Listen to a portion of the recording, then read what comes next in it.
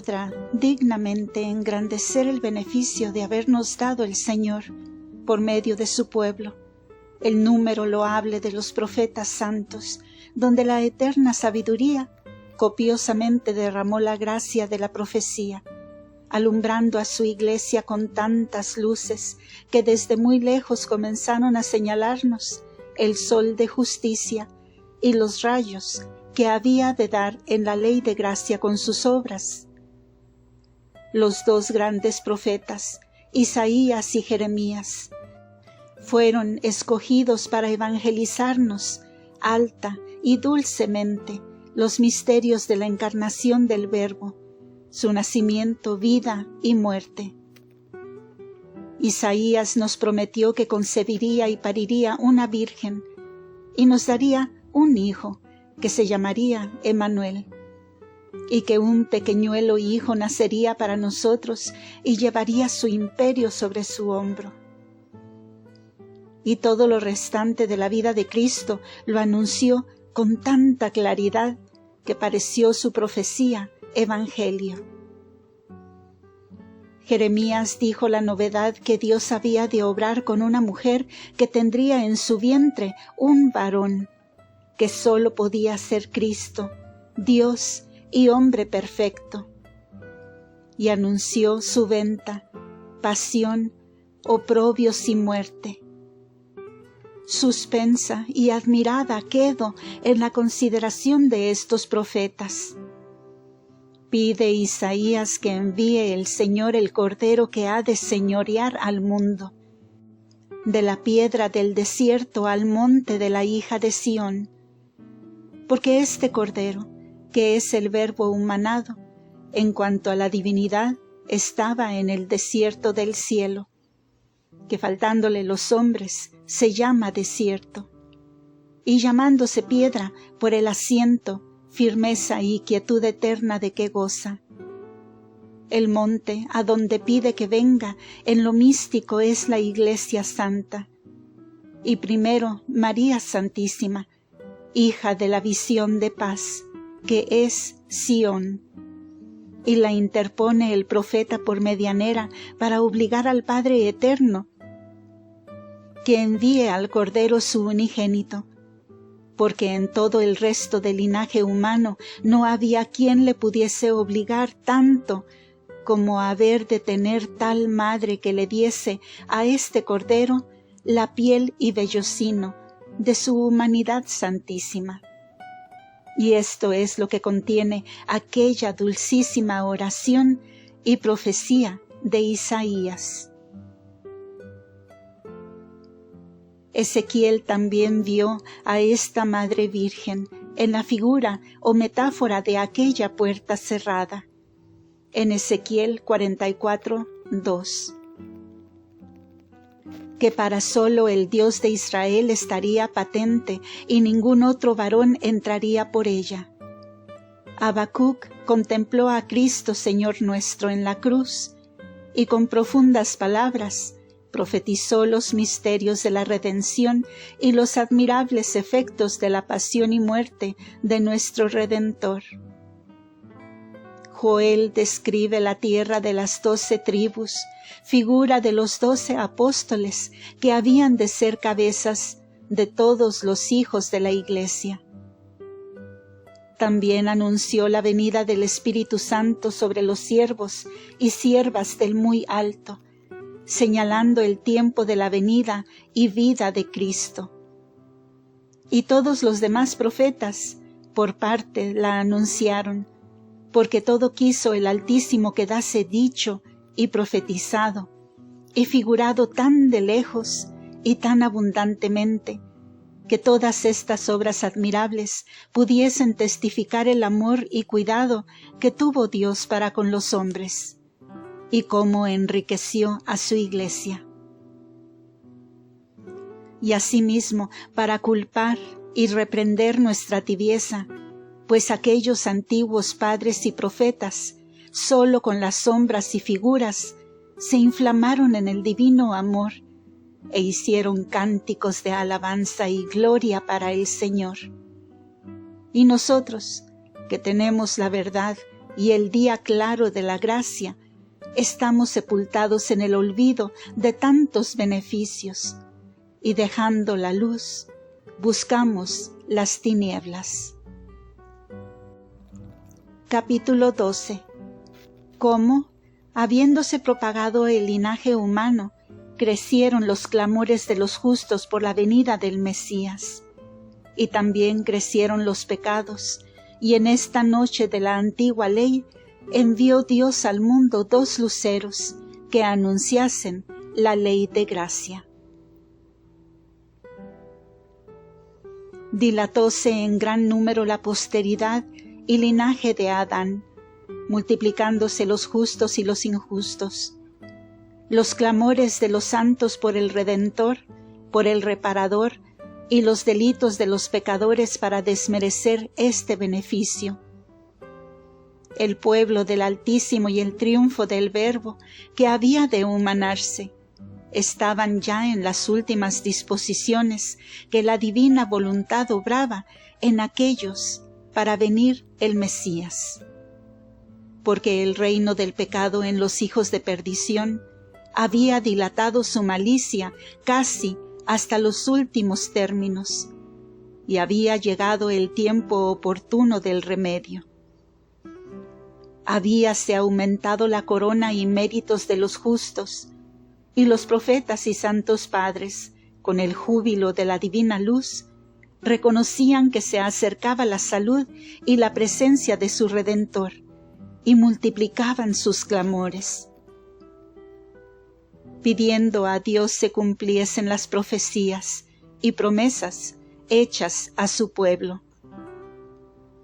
Y delante del trono real de la divina misericordia representaban la prolija y larga noche que había corrido en las tinieblas del pecado, desde la creación del primer hombre y la ceguera de idolatrías en que estaba ofuscado todo el resto del linaje humano. Cuando la antigua serpiente había inficcionado con su aliento todo el orbe, y al parecer gozaba de la pacífica posesión de los mortales, y cuando ellos, desatinando de la luz de la misma razón natural y de la que, por la antigua ley escrita, pudieran tener, en lugar de buscar la divinidad verdadera, fingían muchas falsas, y cada cual formaba a Dios a su gusto, sin advertir que la confusión de tantos dioses, aun para perfección, orden y quietud, era repugnante. Cuando con estos errores se habían ya naturalizado la malicia, la ignorancia y el olvido del Dios verdadero, y se ignoraba la mortal dolencia y letargo que en el mundo se padecía, sin abrir la boca los míseros dolientes para pedir el remedio. Cuando reinaba la soberbia y el número de los necios era sin número, y la arrogancia de Lucifer intentaba beberse las aguas puras del Jordán. Cuando con estas injurias estaba Dios más ofendido y menos obligado de los hombres, y el atributo de su justicia tenía tan justificada su causa para aniquilar todo lo criado, convirtiéndolo a su antiguo no ser. En esta ocasión, a nuestro entender, convirtió el Altísimo su atención al atributo de su misericordia, e inclinó el peso de su incomprensible equidad con la ley de la clemencia, y se quiso dar por más obligado de su misma bondad y de los clamores y servicios de los justos y profetas de su pueblo, que desobligarse de la maldad y ofensas de todo el resto de los pecadores. Y en aquella noche tan pesada de la ley antigua determinó dar prendas ciertas del día de la gracia, enviando al mundo 2 luceros clarísimos que anunciasen la claridad ya vecina del sol y justicia, Cristo, nuestra salud.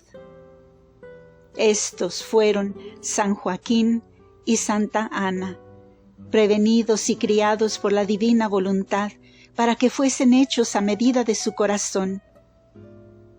San Joaquín tenía casa, familia y deudos en Nazaret, pueblo de Galilea, y fue siempre varón justo y santo, ilustrado con especial gracia y luz de lo alto.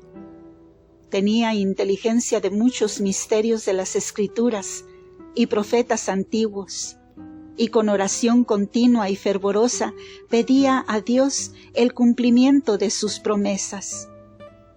Y su fe y caridad penetraban los cielos. Era varón humildísimo y puro, de costumbres santas y suma sinceridad, pero de gran peso y severidad y de incomparable compostura y honestidad. La felicísima Santa Ana tenía su casa en Belén, y era doncella castísima, humilde y hermosa, y desde su niñez, santa, compuesta y llena de virtudes. Tuvo también grandes y continuas ilustraciones del Altísimo y siempre ocupaba su interior con altísima contemplación, siendo juntamente muy oficiosa y trabajadora, con que llegó a la plenitud de la perfección de las vidas activa y contemplativa.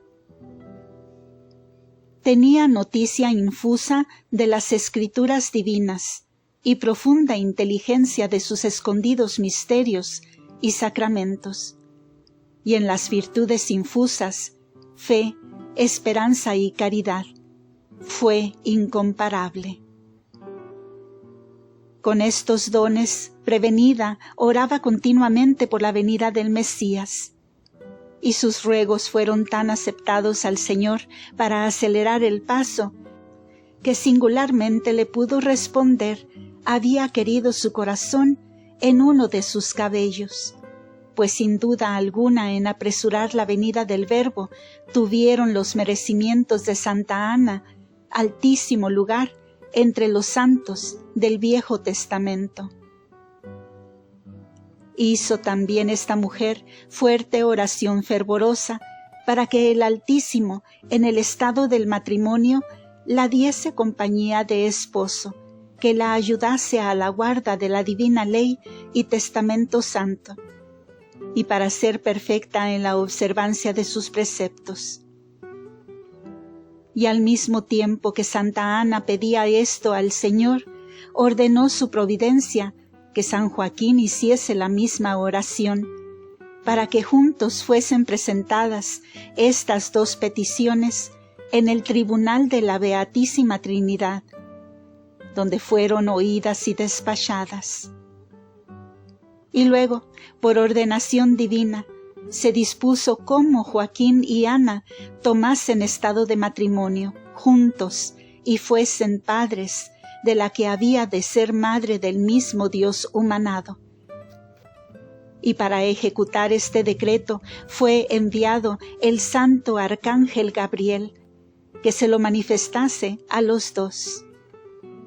A Santa Ana se le apareció corporalmente, estando en oración fervorosa, pidiendo la venida del Salvador del mundo y el remedio de los hombres. Y vio al Santo Príncipe con gran hermosura y refulgencia, que a un mismo tiempo causó en ella alguna turbación y temor con interior júbilo e iluminación de su espíritu.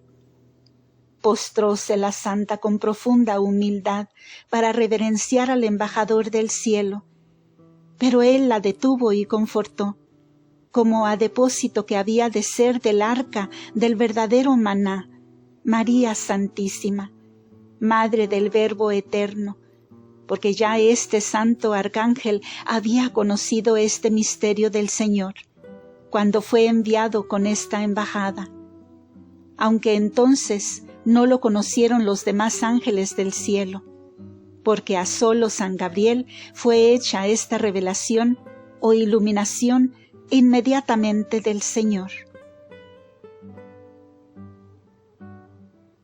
Tampoco manifestó el ángel a Santa Ana este gran sacramento por entonces, mas pidió la atención y la dijo: El Altísimo te dé su bendición, sierva suya, y sea tu salud. Su Alteza ha oído tus peticiones y quiere que perseveres en ellas y clames por la venida del Salvador. Y es su voluntad que recibas por esposo a Joaquín, que es varón de corazón recto y agradable a los ojos del Señor.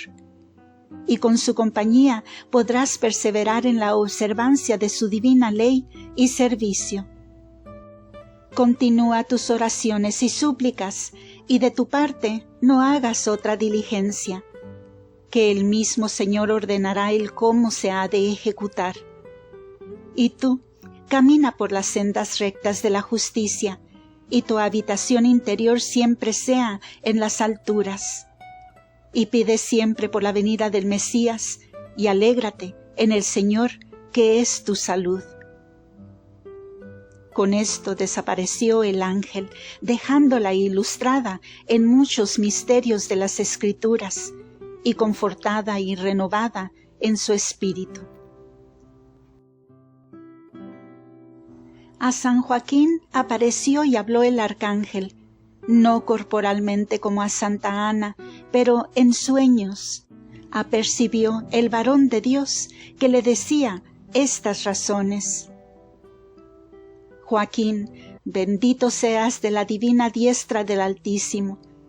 Persevera en tus deseos y vive con rectitud y pasos perfectos.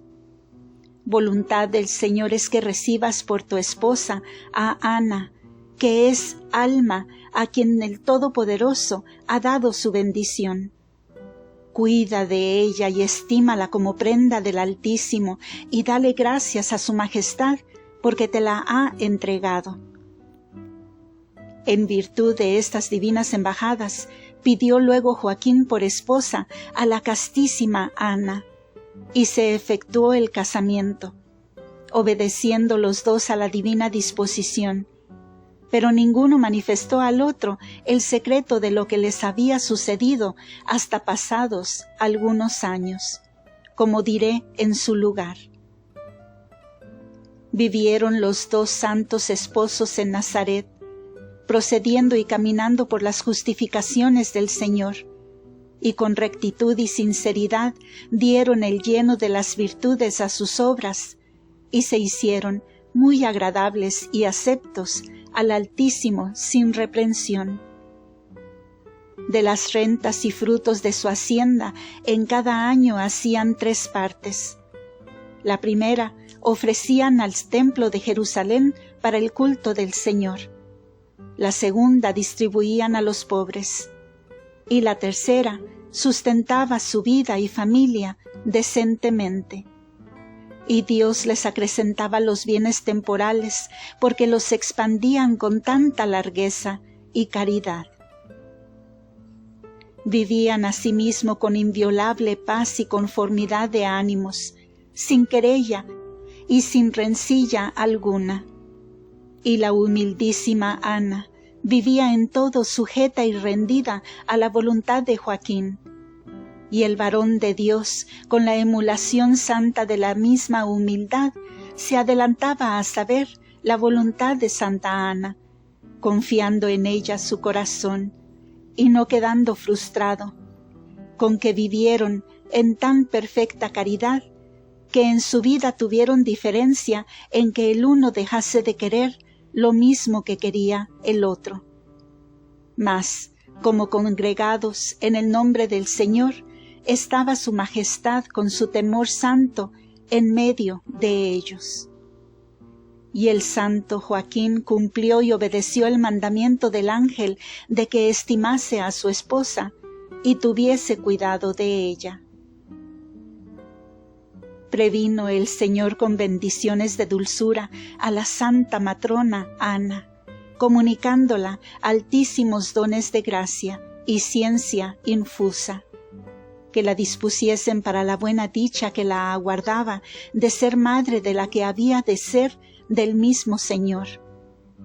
Y como las obras del Altísimo son perfectas y consumadas, fue consiguiente que la hiciese digna madre de la criatura más pura, y que en esa santidad había de ser inferior solo a Dios y superior a todo lo criado.